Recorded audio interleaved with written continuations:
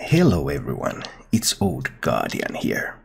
In this video, I'm going to take a look at the upcoming Hearthstone Standard rotation and what it's going to mean for budget decks. If you're unfamiliar with Standard rotation happens in Hearthstone every year when the first set of the year is released, which happens in April.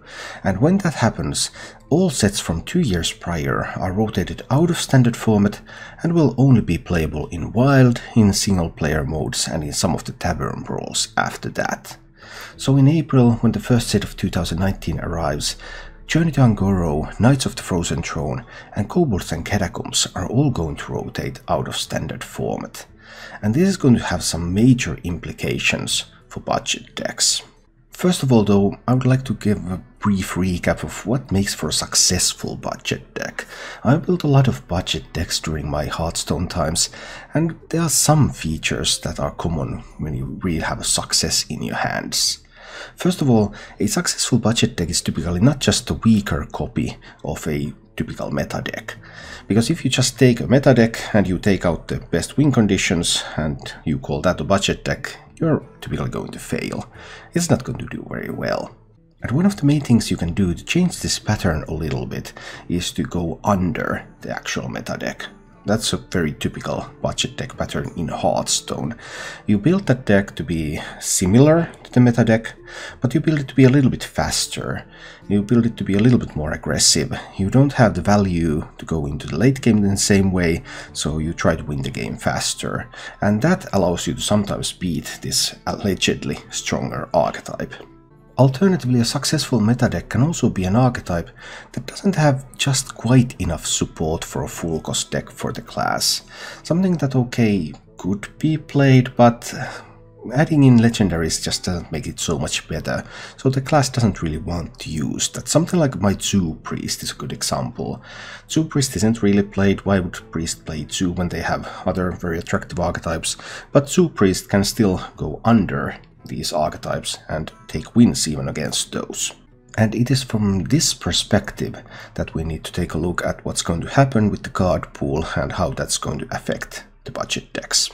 And this right here is a very, very scary image. These are the key budget deck cards that are neutrals and that are now going to be leaving Standard format. Yeah, I have included 2 legendaries here, again Greymane and Baku the Mooneater. They are going to Hall of Fame, and even though they are legendary cards, they have been by far the easiest way to build decks for multiple classes that are easily able to reach legend. So we can build around 3000 dust deck for many classes that's legend capable, thanks to Gen and Baku. But that will no longer be available because they're going away. Likewise, almost all budget decks rely on buffs for reach.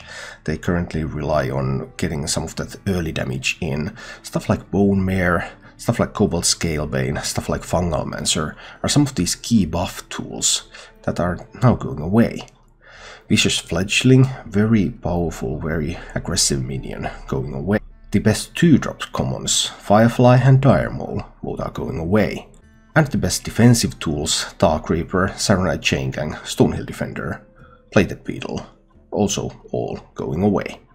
Obviously everyone else is losing stuff too, but all the expensive decks have all those expensive legendaries that they can use, whereas budget decks, for example, when it comes to late game power, Bone Mare, Fungalmancer, that's it, that's all, that's what you've got, you put that in every single class, and now you don't.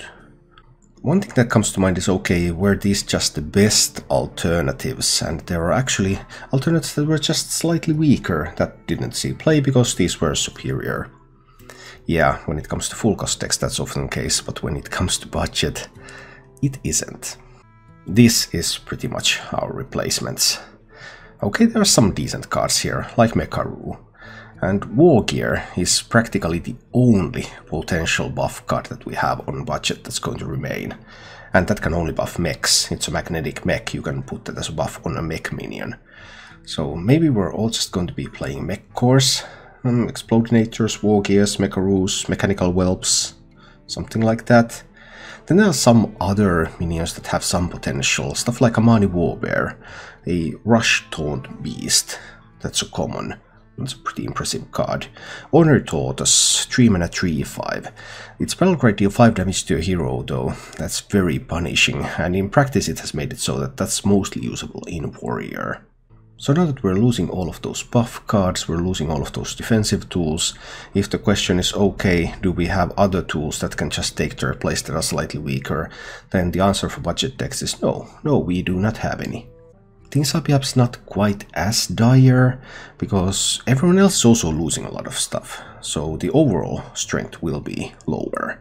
The meta will be slower, the meta will feel weaker, so maybe we can somehow survive, but overall the neutral package is being crushed almost completely, except for some mech potential. There might be some potential with dragons if we get some cheap dragons in Year of the Dragon. Hey, maybe we do get that. But right now there are not that many common and rare dragons to be worthwhile. But there's also one further avenue, which is that classes will start to rely more on class cards, and budget decks will become more separate from each other depending on the class. So if we take a look class by class, we might see some trends where budget decks might be headed for Year of the Dragon. For Priest, things are looking absolutely abysmal. The 2 Priest deck that I have been playing had pretty good success with that. It's completely gone. There's the Inner Fire, there's the Divine Spirit, you can do some sort of combo things, but it does not work without Shadow Visions. It's never worked without Shadow Visions. And Shadow Visions is going away, so that doesn't look promising. Maybe you can cycle some spells and use Grave Horrors for something, but really Priest, well, Priest is looking abysmal on full cost side, Priest is looking even worse as a budget deck. Druid has never really shined as a budget deck, so maybe it's no surprise that Druid still looks really weak as a budget deck. There's some weak trend support in Druid, Landscaping, Dendrologist, Mulch Muncher, there's always stuff like Savage Roar, but Spreading Plague is going away, Whispering Woods is an epic. There's not that much support even on token side. It's very difficult to put these cards together and come up with something that could beat an actual full cost token Druid, or much of anything else. Even when it's bad, we can at least trust that Warlock can press a button, draw more cards and play 2. And Warlock can probably still do that. There's Grim Rally, there's Doubling Imp, there's Karavek, there's Explodinator. Warlock has a bunch of tools to go for this 2 approach. The downside for budget players is that Doomguard is going to Hall of Fame, and Doomguard was the best card in budget Warlock 2 decks. And now it's been taken away, the full cost players can use Leroy Jenkins, a legendary card, to have some reach in the late game. Budget players cannot. So even though Warlock has some 2 things going, it's not looking too good. Budget Odd Mage was never really a thing. You needed Channel and you needed Leroy to be successful with the archetype. But now with Odd Mage going away completely and things getting a little bit slower, it's possible that some sort of tempo approach will be fast enough to compete.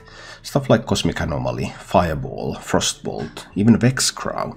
There might be some tools to build budget mage decks around these ideas. Budget Shaman is kind of, you put in some tokens and you put in Bloodlust and you pray. Well, that's one way to do it. I never found that to be successful, and I like to play Even Shaman on a budget. Excellent concept still. But Even Shaman's going away, so then you have like a couple of elementals, and you have a Rain of Toads, and you have no way to buff anything. It's relatively inexpensive to play Aggro Overload, but you still need Thunderhead and you need Doomhammer, so that's 4 epic cards when you have 2 copies of each. So Shaman on a budget doesn't really look promising at the moment. Paladin on a budget looks much more promising than most other classes, because Paladin has mechs. The thing is just that full cost Paladins might also want to play mechs, and they play mechs and they play Kangor's Endless Army, so they resurrect their mechs. If you play mechs, they play mechs, but their mechs come back when they die, then who's going to win that one? That's something that can potentially be figured out. There might be ways to make the budget mech Paladin faster, so that it's able to take games before Kangor's becomes an issue, because you have Glowtron. You get to keep one of the best 1-drops in the game, the 1-3 stat line. There's Mechano Egg, there's War Gears, and maybe there's even some potential for mid-range shells with sound debels and stuff. Or maybe it's just mech mid-range type. Anyway, this is starting to look like something that can be built. Then there is of course Hunter, and Hunter has always been a budget player's friend. Hunter budget, that's just an unbeatable combination.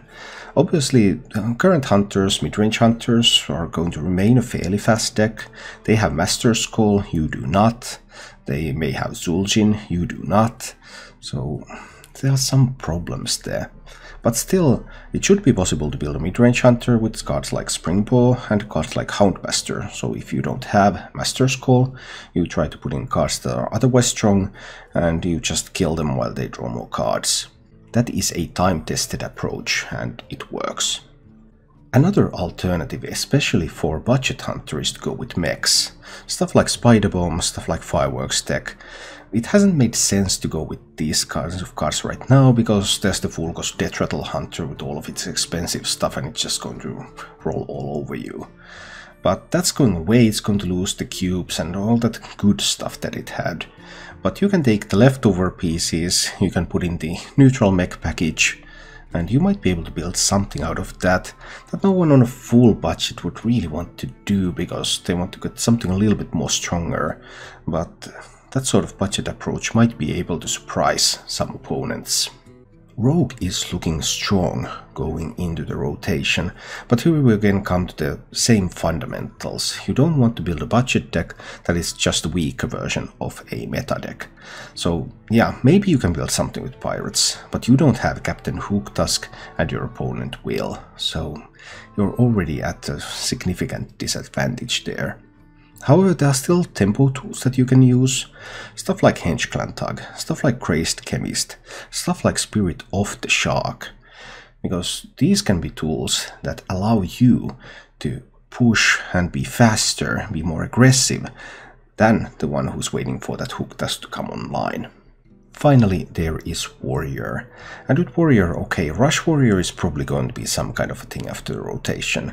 And the full Rush Warrior, they have their Darius and they have their Akali and they have all sorts of these. They have Grom as a finisher, so you won't be able to last long. But you might be able to last just long enough if you use cards such as the Honor Tortoise, which they probably don't bother put into their decks. But for you, speed is so important, you just might put in a 3/5 3-drop, and it's going to survive most rush minions. Except for the Militia Commander that's featured right here next to it, but don't care about that one.